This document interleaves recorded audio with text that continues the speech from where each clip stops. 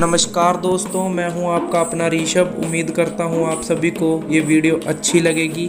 Please video को पूरा देखें। जो भाई बहन हमारे चैनल पर न्यू है वो चैनल को सब्सक्राइब कर लें और बेल आइकन दबाना ना भूलें। धन्यवाद। कि मैं हाथ जोड़कर दुआ करूं मेरा बागड़ का पीर और दुआ कबूल करा थारी।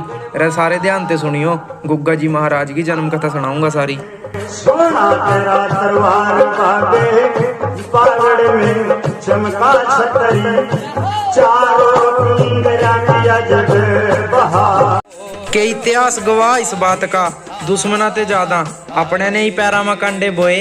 समैया जी शोभा से बोल बना का बताइयो, माँ बाचल ने खेड़े के दरबार पर जाकर अपने दुख किस तरह रोए। खेड़े के मंदिर गाड़ी रहे चारो जार रोआ रोआ सुन ले रहे खेड़े राजा बात हो रहे के जद माँ बाचल बोली रोंदी हुई खेड़े के दरबार में, या खेड़े बाबे राख ले मेरी लाज। ध्यान से सुनियो सारे, फिर खेड़े के मंदिर माते क्या ही उल्ट का आवाज।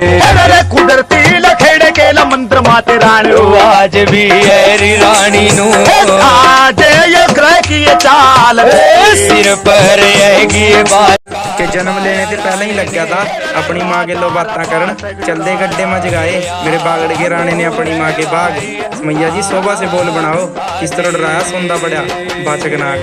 सोंदा यो बाचक नाग पीर ने डराया डराया पद्माद रानी डर के हो रहे भाई। कि डरदा होया बाबा बासक नाग बोलिया, मैं पड़े सोऊंता महल अपने माँ। ब्राह्मण जी मेरा पतरा देख कर बताओ, मैं डराया किसने सपने माँ।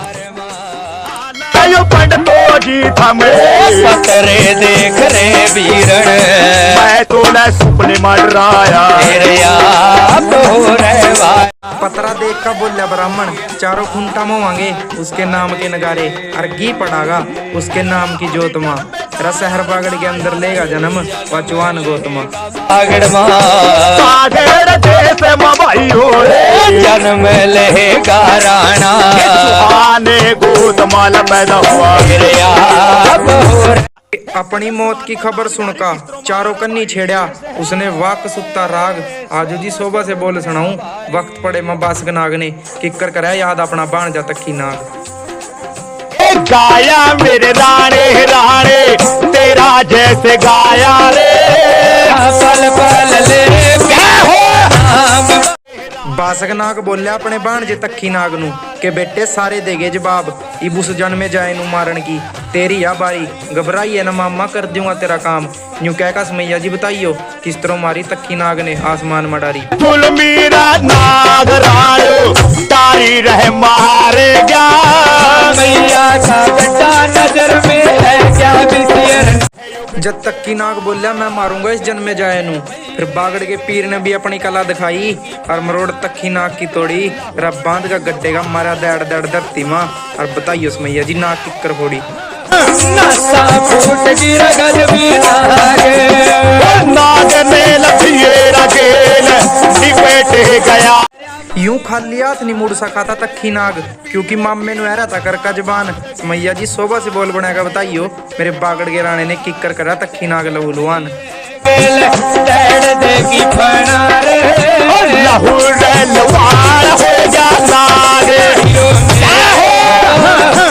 मार मार का अधमरा कर दिया यो तक्की सांप। आजो जी शोभा से बोल बनाया का बताऊं, सरसा पट्टन मुँह किकर जा रहा माँ बचल का गड्ढा चला आप।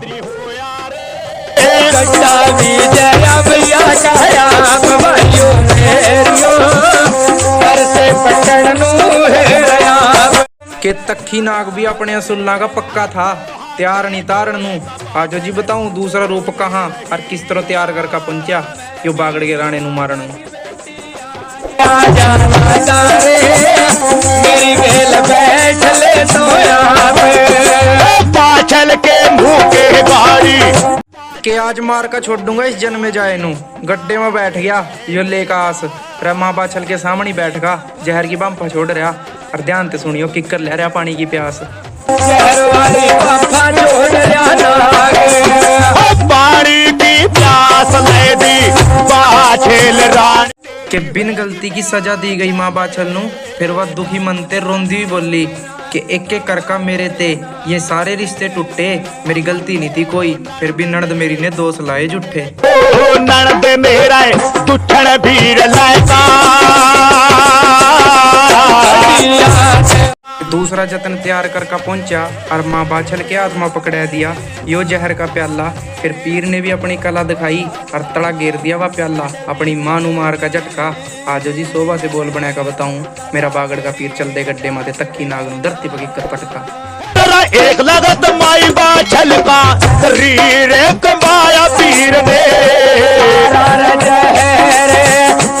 के बथेरी कला का मालक आ मेरा बागड़ का पीर, कुछ नहीं पता उसका कद दिन बदल दे और कद बदल दे राता।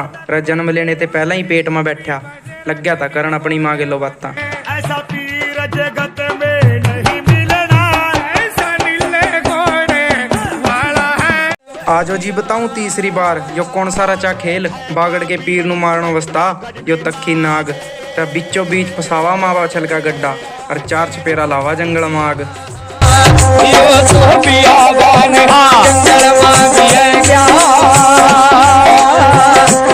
बीच में फंस गया माँ बाछल का गड्ढा और चार चपेरा लग गई आग। फिर वाह छिड़ गई जोन सी ना छिड़नी चाहिए थी कहानी। आजो जी शोभा से बोल बनाएगा बताऊं, वक्त पड़े माँ बाछल ने किस तरह करी याद माँ गंगा रानी। तेरी कंगारे तेरे परचे लावा संगत नू और अपनी माँ के सिर पर तारा ये लगे झूठा दाग। आजो जी बताऊं बड़े जंगल में लगी किस तरह बजवा मेरा बागड़ का पीर आग। पीर से मरने ते बेड़ा पार हो जा, काट दे जन्म जन्म के पाप। कि राणा जी के बैला नु मान अवस्था पहले डेरा लाका बैठ गया तालाब में यो तक्की नाग। रब 12 बजे को रहता टाइम। गऊ के जाया नू पानी पिंदे दी मारे कर दे। यो बात कहेगा मेरे ख्वाजा जी महाराज किस तरह पावा तक्की नाग के मन में वहम। वाटे नेरा तिल मायो पह में पह दिया, नाग तो पीछा भी हटका बैठ गया। के पेट में बैठा बाता मार रहा मेरा बागड़ का पीर अपनी माँ गैल। इतनी देर में तक्की नाग ने रच का खेल किस तरह मारे माँ बाछल के दोनों बैल। बेटा तू रछाई माई हो जाता हलवा, मैया के बैल स्वर्गवास होएंगे। के भंडारे दें लोग रत जगह करवावा मेरे पीर के नाम की जोत जगह का। मैया जी शोभा से बोल बना का बताइयो, मेरा बागड़ का पीर किकर जूंदे करा मरे बैला नु अपनी कला दिखा का। कान माँ पीर बोल गया रानी, धर्मन माता तेरे मरे बेर बैला जूंदे करूंगा। के बागड़ वाले पीर की कला ते माँ बाछल के दोनों बैल जूंदे हो जा और शहर सरसा पट्टन नु पहुंच जा। ये पार करका मायावी खड्डा। आजू जी बताऊं हरी सिंह और जगत सिंह शिकार खेलते किस तरह रोका अपनी बहन का गड्ढा। तेरा एक लागे ते डर की बातों बाझेले अपने भाइयों के बोल। माँ बाछल नु देख उसके भाई बोले, ए बहन ऐसा के बाना बित्या तेरे उस देश माँ। चल पिताजी के महल में चलिए और सारा कुछ बताइए किस तरह आना होया तेरा इस बेस में। तेरा बेस माए बहन वास्ते भी है गिया ओ गड्ढे नूर के दुख बहुत होया राजे नू अपनी बेटी का यो देख का हाल। समैया जी शोभा से बोल बनेगा बताइयो, अपनी बेटी का गड्ढा महल मानदा देख क्या बोलिया वो राजा गोरपाल। तो राजे पुत्ता की इज्जत फेंका के पिता ने भी बोल मार दिया, बेटी तो राजपुता की इज्जत खोकाएगी। यो बात सुनका फिर माँ बाछल अपना होश खोवा। आजो जी बताऊं वक्त पड़े माँ बाछल पीर नु याद करका किस तरह रोवा।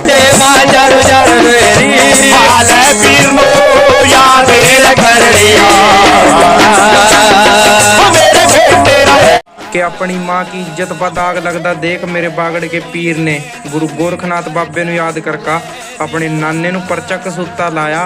रे खोल दी बंद अंखा नाने की और सारा जहान दिखाया।